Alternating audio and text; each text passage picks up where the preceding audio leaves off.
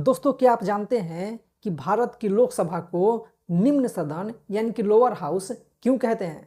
दोस्तों, इसके पीछे की जो 3 महत्वपूर्ण वजह हैं उनमें से सबसे पहली वजह है कि भारत की जो लोकसभा है उसको राष्ट्रपति द्वारा प्रधानमंत्री की सलाह पर भंग किया जा सकता है, या फिर जो लोकसभा है वो 5 वर्षों बाद स्वतः ही भंग हो जाती है, जबकि राज्यसभा कभी भी भंग नहीं होता है।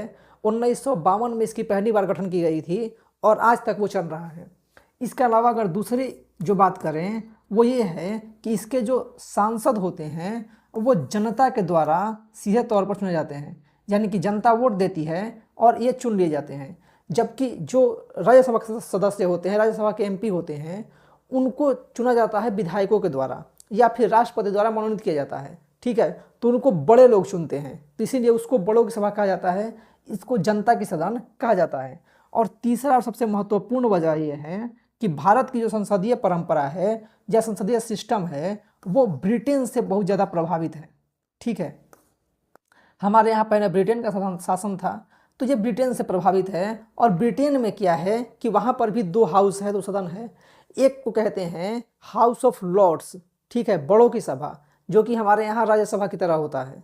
और दूसरा होता है हाउस ऑफ कॉमन्स, यानी कि जनता का सदन। इसको वहाँ पर लोअर हाउस या फिर निम्न सदन कहा जाता है।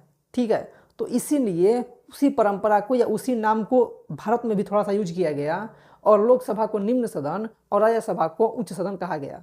हालांकि अगर सिस्टम के हिसाब से देखें तो जो लोकसभा होती है इसके पास ज़्यादा पावर होता है, क्योंकि प्रधानमंत्री इसी के बहुमत से बनते हैं। जो बजट होता है वो लोकसभा में ही पारित करवाया जाता है, लेकिन इसके बावजूद भी इसको निम्न सदन कहा जाता है। तो हम कह सकते हैं कि यह जो 3 प्रमुख वजह हैं, इन्हीं के वजह से जो लोकसभा है उसको निम्न सदन कहा जाता है।